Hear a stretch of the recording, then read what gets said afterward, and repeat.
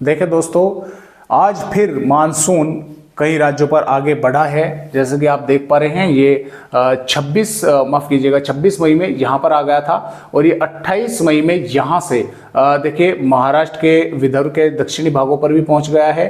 तेलंगाना के सभी जिलों को इसने कवर कर लिया है। दक्षिणी छत्तीसगढ़ के भागों पर पहुँच गया है। इधर जैसे कि आप देख पा रहे हैं, देखिए मैं थोड़ा आपको जूम करके दिखाता हूँ। ये देखिए, ये दक्षिणी उड़ीसा के भागों पर भी जो है ये पहुंच गया है। आंध्र प्रदेश के सभी भागों पर मानसून जो है आज पहुंच गया है।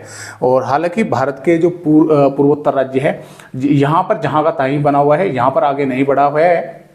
जल्द ही यहाँ पर भी जो है ये आगे बढ़ सकता है और यहाँ पर थोड़ा आगे बढ़ के या यहाँ पर थोड़ा आगे बढ़ के ये महाराष्ट्र के और भागों पर थोड़ा बहुत आगे बढ़ सकता है। तो फिर ये मानसून जो है वो ब्रेक लेने वाला है, यानी कि एक ब्रेक लेगा और ब्रेक के बाद जो है तब मध्य प्रदेश के भागों पर जो है इसके आगे बढ़ने की संभावनाएं बनेगी। फिलहाल जो मौसमी सिस्टमों की अगर बात करें दोस्तों, तो मौसमी सिस्टम भी देखिए फिलहाल तो अभी काफ़ी बने हुए हैं भारत के राज्यों पर। जैसे कि आप यहाँ पर देख पा रहे हैं, देखिए एक सर्कुलेशन बना हुआ है अरब सागर पर, एक लो प्रेशर एरिया बना हुआ है बंगाल की खाड़ी पर, और ये लो प्रेशर एरिया यहाँ से होता हुआ इस तरह से भारत के पूर्वोत्तर राज्यों की तरफ आगे जाएगा। अगले 24 घंटों के दौरान धीरे धीरे कमजोर भी हो रहा है, वेलमार्क भी बनेगा, ये भारत के राज्यों की तरफ अंदर नहीं आएगा। और यहाँ पर एक WD कह लीजिए या एज ए सर्कुलेशन की श्रेणी में कह लीजिए, यानी कि एक WD पश्चिम विक्षोभ भी है लेकिन कमज़ोर है थोड़ा, एज ए सर्कुलेशन की श्रेणी में आया हुआ है। और सर्कुलेशन की श्रेणी में आने की वजह से ही इसकी यानी कि जो बारिश करने की क्षमता है वो थोड़ी कम है, यानी कि तेज़ हवाएं, धूल भरी तेज़ हवाएं इस तरह की ये चलाएगा। और यहाँ से उत्तरी मध्य प्रदेश के कुछ भागों पर इसका असर जो है वो दिखाई देगा। 29 मई की रात्रि के समय भी दे सकता है, 29 मई की दोपहर के समय भी, और 30 मई में भी इसका कुछ असर जो है वो देखने को मिलेगा। तो इस तरह से फिलहाल जो है मौसम जो है वो, यानी कि मौसमी सिस्टम जो है वे बने हुए हैं। तो आइए देखते हैं कि फिलहाल 29 मई में मध्य प्रदेश के भागों पर इन मौसमी सिस्टमों को किस प्रकार असर रहेगा, क्योंकि जैसा कि आप देख पा रहे हैं यहाँ से भी मॉइस्चर कुछ मध्य प्रदेश के भागों पर आ रहा है और इस सर्कुलेशन की, और एक सर्कुलेशन महाराष्ट्र के आसपास के भागों पर भी यहाँ पर बना हुआ है।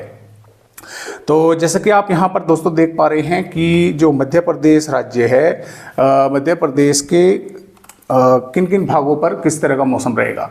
तो देखिए दोस्तों, नीमच और मंदसौर के आसपास के भागों पर मध्यम दर्जे की बारिश या कुछ इलाकों पर मध्यम से तेज बारिश देखने को मिल सकती है, जबकि रतलाम, झाबुआ, अलीराजपुर, बड़वानी, धार, इंदौर, उज्जैन, आगरमालवा, राजगढ़, शाजापुर, देवास, खंडवा, बुरहानपुर, हरदा, सीहोर, भोपाल, विदिशा, रायसेन, नर्मदापुर, बैतूल, छिंदवाड़ा, नरसिंहपुर, दमोह, पन्ना, कटनी, जबलपुर, उमरिया, डिंडोरी, मंडला, बालाघाट, इन जिलों पर बादल दिखाई देंगे। कुछ स्थानों पर मेघगर्ज बारिश होने की संभावना जो है वो बन सकती है कहीं कहीं पर। ऐसा नहीं है कि सभी जिलों पर बारिश होगी, जिलों के कुछ हिस्सों में मेघगर्ज बारिश होने की संभावना बन सकती है।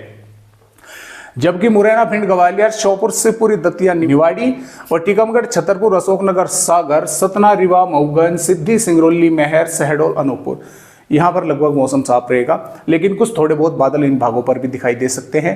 हो सकता है एक दो भागों पर थोड़ी बहुत वेदर एक्टिविटी कहीं कहीं पर जो है हो जाए। और अगर बात तेज हवाओं की और यहाँ पर मेघ गर्जना की करें तो वो इस प्रकार है दोस्तों, जो खरगोन, खंडवा, हरदा, बैतूल और बुरहानपुर जिले हैं, इन पर हवाओं की रफ्तार लगभग आप ये मान के चले कि 50 किलोमीटर या गस्त के कुछ जगह 60 किलोमीटर प्रति घंटा तक पहुंच सकते हैं। खरगोन, खंडवा, हरदा, बैतूल, बुरहानपुर के भागों पर, और हो सकता है इनके आसपास के जिलों पर भी थोड़ी तेज हवाएं चले, यानी कि सबसे अधिक तेज हवाएं वाले जिले यही हैं मध्य प्रदेश में। और जो अन्य जिले हैं जैसे कि नीमच, मंदसौर से रतलाम, आगरमालवा, राजगढ़, उज्जैन, अलीराजपुर, बड़वानी और नरसिंहपुर, जबलपुर, कटनी, उमरिया, डिंडोरी, मंडला, बालाघाट, सिवनी, पन्ना के भाग, गुना, विदिशा के भाग, रायसेन, यहाँ पर भी लगभग दोस्तों 40 किलोमीटर के जो है तेज हवाएं चलेंगी। हो सकता है गस्त में कुछ जगह 45 या 50 किलोमीटर तक जो है यहाँ पर भी पहुँच जाए। मेघ गर्जना इन भागों पर भी हो सकती है और यहाँ पर नीमच मंदसौर के आसपास के भागों पर मध्यम दर्जे की बारिश जो है वो देखने को मिल सकती है। हो सकता है खंडवा, खरगोन, हरदा, बुरहानपुर, बैतूल के इक्का दुक्का भागों पर भी तेज बारिश की गतिविधियां जो है मेघ गर्जना के साथ देखने को मिल जाए।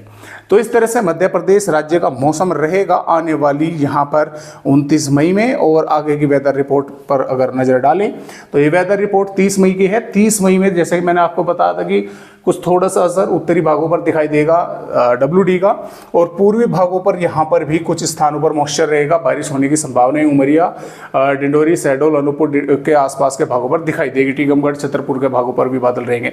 पश्चिमी मध्य प्रदेश पर लगभग मौसम साफ रहेगा, लेकिन कुछ भागों पर थोड़े बहुत बादल दिखाई दे सकते हैं।